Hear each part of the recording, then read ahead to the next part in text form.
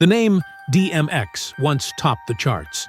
He sold millions, broke records, filled stadiums. They called him the king of the streets, the soul of raw rap. He was everywhere, on the radio, on MTV, in the movies. But now, no one talks about him. Forgotten, ignored, left behind by the very world he helped build.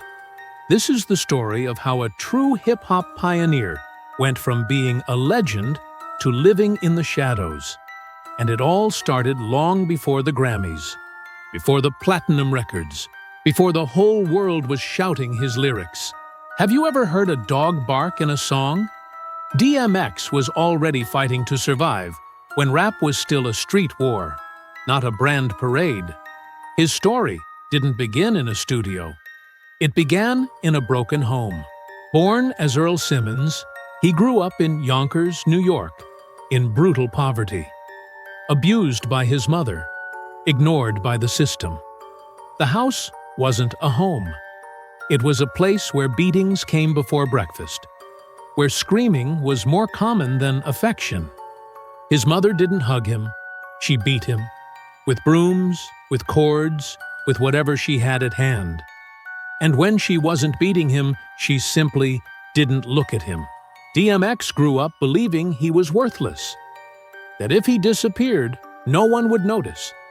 And when no one loves you, you cling to whatever you can. He clung to stray dogs while other kids played in the park. He walked alone through alleys, seeking shelter among abandoned animals. They didn't betray him. They didn't lie to him. They didn't reject him. He barked with them, slept with them, fed them when he could. To him, those dogs were family. That connection was real. He never stopped loving them, never stopped trusting them more than people. Humans failed me, he once said. Dogs never did. But even that peace was taken from him. At 10 years old, they started sending him to juvenile centers, not for serious crimes, but because he was a kid with no direction, no home, no one to care for him. Inside, he learned not to show weakness, to endure, to stay alert. He didn't cry, didn't talk much, just watched. And when he couldn't take it anymore, he wrote, on whatever he could find, on paper, on cereal boxes, in his mind. He wrote what he felt, what he couldn't say out loud. He didn't write to be famous. He wrote not to break, not to explode. And that's when Ready Ron appeared, a local DJ, older than him, stylish, respected, from the streets. Ron showed him how to rhyme over a beat, how to use his voice, how to freestyle. For the first time, someone saw value in him, gave him attention, and DMX, who was just a teenager, trusted him. Until one day, Ron passed him a blunt, and he, wanting to fit in, accepted. But that blunt had crack in it, and DMX didn't know. He was 14 years old, and that night marked him forever. The feeling was strange, euphoria, confusion, then anxiety, and later, the craving. And the worst part wasn't the drug. It was the betrayal, because it was someone he trusted who led him there. Someone who said he was his brother. DMX never forgave him. Not him. Not the world. From that day on, his life turned darker, more dangerous, faster. He got deeper into the streets, started stealing, using, losing himself. But he never stopped writing. And that voice, that way of screaming what he felt, started to get attention.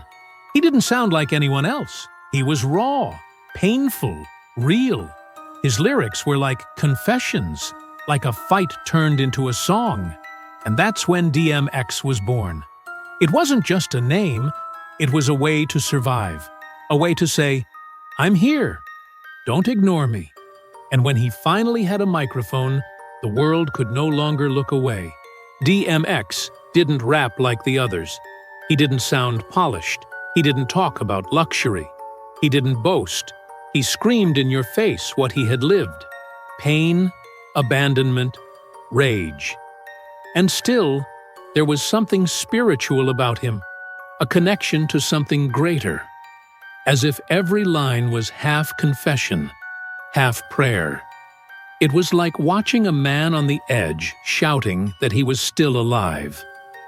And the audience felt it, because it was impossible not to. DMX started winning street battles, getting on mixtapes, making noise in New York. But the path wasn't easy. For years, record labels ignored him. Too raw, too unpredictable, too real. They didn't know what to do with him. He wasn't marketable. He wasn't a product until someone at Def Jam took a chance on him. And that decision changed rap forever. In 1998, he dropped his first album, It's Dark and Hell is Hot, and it blew up. The album was a war cry, an emotional bomb.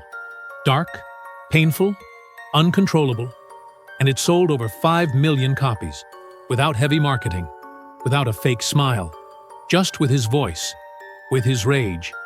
And then came the second album, the same year, Flesh of My Flesh, Blood of My Blood, also hit #1. Also sold millions. No one did that. No one released 2 #1 albums in the same year. Except him. DMX wasn't just on top of rap. He was crushing everything. He appeared in movies with Jet Li, in music videos with millions of views, on packed stages. And still, he never felt whole. Because even with fame, money, and respect, he was still carrying the darkness.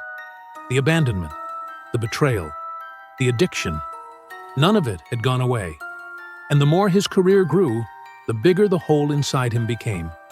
Sometimes, in the middle of his shows, he would break, fall to his knees, cry, ask for forgiveness, pray, in front of thousands. And the industry didn't wait. It never does. They replaced him fast. New faces, new trends, new styles, cleaner, easier to manage, less complicated. DMX was no longer an investment. He was a risk. And they let him go. The same ones who had applauded him now crossed the street to avoid him. And he noticed. Every look, every call that never came. He went from filling stadiums to not knowing if he could pay the rent. But he didn't give up. He tried to come back. Again and again. He kept fighting. But it wasn't the same body, nor the same energy. And then came 2021, the final chapter. On April 2nd, he was hospitalized. Overdose, heart attack, critical condition. The whole world paused. Millions remembered what he had meant, what he had given, what he had endured. And still the days passed, and the news came. DMX had died. He was only 50 years old. He didn't die alone, but neither surrounded by the respect he deserved. Because unlike other legends, he wasn't given a second life. No reunion tour, no Netflix documentary, nothing. DMX gave everything to hip-hop.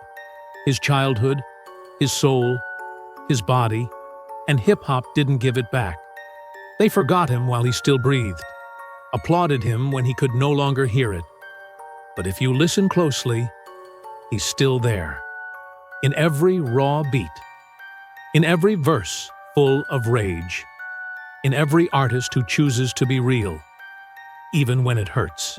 Because DMX was more than a rapper. He was an open wound that never closed.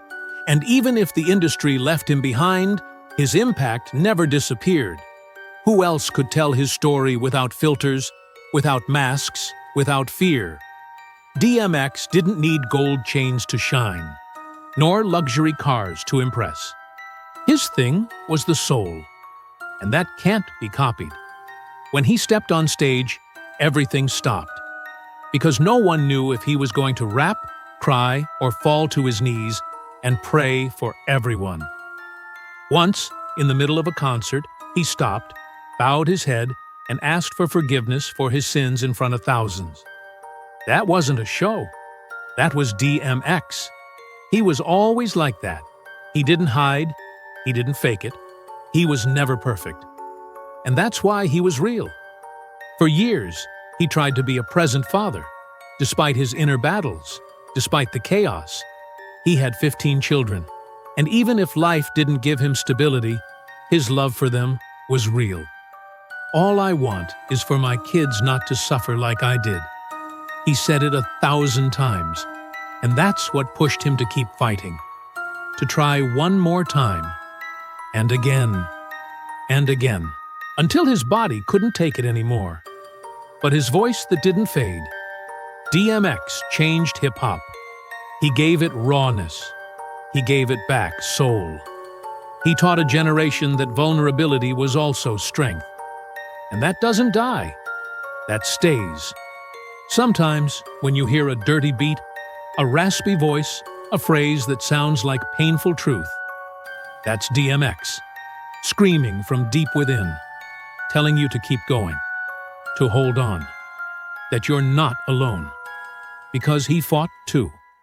And even though he lost many times, he never gave up.